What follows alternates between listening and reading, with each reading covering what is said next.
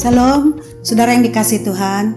Saya percaya kita semua dalam perlindungan dan pertolongan Tuhan. Bersama saya kembali dalam acara 7 Minute with God. Saudaraku, hari ini kita akan belajar bagaimana karunia menderita bagi Kristus. Namun sebelumnya kita serahkan waktu ini kepada Tuhan, kita berdoa. Bapa di surga, terima kasih waktu yang indah Kau berikan bagi kami, supaya kami belajar bagaimana kami boleh menderita bagi Tuhan. Roh Kudus menolong kami semua, dan biarlah Engkau yang menuntun membimbing kami, sehingga kami memahami kebenaran firman Tuhan. Dalam nama Yesus kami berdoa, amin. Saudaraku yang dikasihi Tuhan, banyak orang-orang percaya hanya ingin berkat Tuhan saja. Sebagai contoh, ingin sukses dalam bisnisnya, di dalam jabatannya, terus meningkat, sehat, anak-anak pintar, dan macam-macam yang lain-lainnya. Namun, untuk hal-hal rohani, apalagi diperhadapkan dengan menderita, ikut Tuhan, ikut pekerjaan Tuhan, pelayanan Tuhan, rasanya ya mikir-mikir dulu, ditunda, bahkan bisa menghindar. Paradigma atau pola berpikir seperti itu seharusnya dihindari. Saya percaya dalam kondisi-kondisi sulit ini, saya menghimbau kita supaya kita siap, rela, mau menderita untuk Tuhan. Nah, saudara yang dikasihi Tuhan, saya bacakan Filipi 1 ayat yang ke-29. Demikian bunyinya. Sebab kepada kamu dikaruniakan bukan saja untuk percaya kepada Kristus, melainkan juga untuk menderita untuk Dia. Ayat ini menjelaskan bagi kita ada dua karunia. Katakan di sana karunia untuk percaya dan menerima Yesus itu karena anugerahnya, bukan karena usaha kita, kebaikan kita, semata-mata karena pemberian Tuhan. Lalu yang kedua, karunia menderita. Menderita di sini maksudnya menderita untuk Tuhan. Nah, kalau Rasul Petrus menyatakan di 1 Petrus 4 ayat 15 sampai 16 berkata, "Janganlah ada di antara kamu yang harus menderita sebagai pembunuh, atau pencuri, atau penjahat, atau pengacau.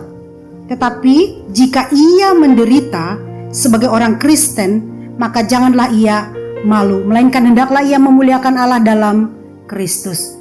Nah, di sini ditekankan bahwa menderita yang diharapkan oleh Rasul Paulus itu bukan menderita karena kejahatan kita, tapi menderita karena pekerjaan Tuhan. Menderita di ayat 16, menderita sebagai orang Kristen karena kita mengikut Tuhan, karena kita melakukan pekerjaan Tuhan, sehingga kita mengalami banyak kesulitan, penderitaan, kemudian karena iman percaya kita. Jadi itu yang disebutkan karunia menderita bagi Tuhan dengan alasan yang sudah saya sampaikan tadi. Saudara, kalau kita melihat penderitaan anak-anak Tuhan, orang-orang percaya di awal-awal mereka percaya kepada Tuhan, mereka dikejar-kejar, mereka pergi ke gunung-gunung, mereka dianiaya, difitnah, dihina, bahkan ada yang digergaji, dikatakan dibakar, digoreng. Banyak penderitaan yang mereka alami ketika mereka percaya kepada Kristus. Dan salah satunya ialah Stefanus, bagaimana dia mempertahankan imannya. Dia dilempari batu dan sampai akhirnya dia meninggal dunia. Itulah karunia menderita bagi Tuhan. Dan Tuhan sangat menghargai, sangat menghormati orang-orang yang siap, yang rela menderita oleh karena hatinya, hidupnya dipersembahkan kepada Tuhan. Saudara, ayat 29 ini merupakan pengalaman yang nyata dialami oleh Paulus, menderita bagi Kristus.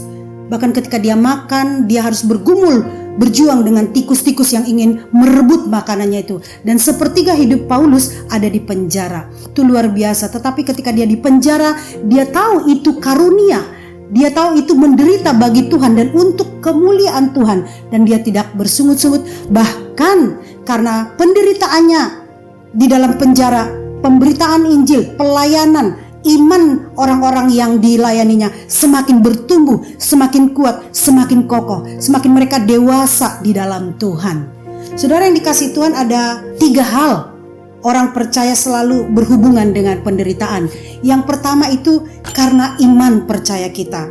Saudara, kita hidup di negara yang minoritas. Kadangkala kita diperlakukan tidak adil, dipandang sebelah mata, ditolak, bahkan hal yang menjadi hak kita akhirnya kita tidak dapatkan. Nah, itu sesuatu yang wajar. Untuk itulah kita dipanggil. Jangan kecil hati, saudaraku ya.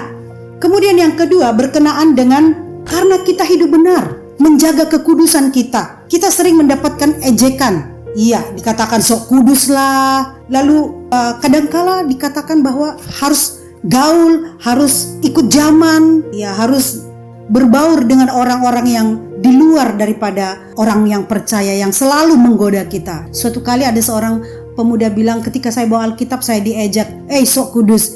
Nah, itu berarti karunia menderita bagi Kristus, sehingga akibat daripada hidup kita benar ada konsekuensinya. Tapi maju terus, jangan mundur, karena untuk itulah kita dipanggil oleh Tuhan.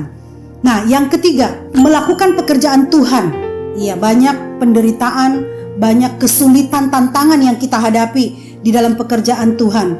Apakah itu di gereja, hamba Tuhan, pendeta, pelayan-pelayan, bahkan orang-orang yang misi ke daerah-daerah terpencil, banyak penderitaan yang mereka alami, menghadapi orang-orang yang dilayani, banyak sekali. Nah, ada banyak penderitaan yang dialami hamba-hamba Tuhan, anak-anak Tuhan. Mereka bercerita sulit mendapatkan air, sulit mendapatkan sinyal, tidak ada komunikasi. Jadi saudara yang dikasihi Tuhan, itu merupakan panggilan bagi orang-orang percaya. Tetapi ada janji Tuhan bagi kita di Yohanes pasal yang ke-16 ayat yang ke-33. Semuanya itu kukatakan kepadamu supaya kamu beroleh damai sejahtera dalam aku. Dalam dunia kamu menderita penganiayaan, tetapi kuatkanlah hatimu. Aku telah mengalahkan dunia. Saudaraku, indah sekali janji Tuhan. Dikatakan di dunia kamu menderita, tapi aku, kata Tuhan Yesus, aku sudah mengalahkan itu. Mengapa? Kita diberkati karena Yesus merupakan contoh. Banyak penderitaan, mulai dari dia datang ke dunia, lahir ke dunia, dia sudah ditolak. Iya, tidak ada manusia yang lahir di kandang domba, tapi Yesus menderita karena tujuannya menyelamatkan kita. Bahkan juga dikatakan Yesus ditolak oleh Herodes, bahkan ahli-ahli Taurat ingin membunuh dia, mencari kesalahan di mana. Lalu kemudian yang puncak penderitaan Yesus adalah di Taman Getsemani dia berdoa. Banyak tantangan yang harus dihadapinya, salib harus dilaluinya, dan dia kuat, dia kokoh, dan dia lalui. Bahkan akhirnya dia disalibkan di Bukit Golgota dan akhirnya mati, dibangkitkan pada hari yang ketiga, tapi dia menang. Saudara, Yesus sudah melalui banyak penderitaan sehingga dikatakan jangan takut, jangan gentar, aku sudah mengalahkan itu. Berarti ada jaminan penyertaan Tuhan, ada jaminan kemenangan, ada jaminan penghiburan oleh Tuhan, ada jaminan jalan keluar bagi kita. Maju terus, jangan mundur, jangan bersungut-sungut, syukuri karena semua itu membentuk kita. Saudara, mari bagaimana sikap kita menghadapi penderitaan. Yang pertama adalah menderita untuk Tuhan, jangan dihindari, tapi lalui karena ada jaminan kemenangan, penyertaan Tuhan. Yang kedua, menderita merupakan panggilan, kehormatan, kepercayaan dari Tuhan. Yang terakhir, menderita untuk Tuhan merupakan kehormatan. Mengikut Tuhan, mengiring Yesus, walaupun sendiri, walaupun banyak tantangan. Amin.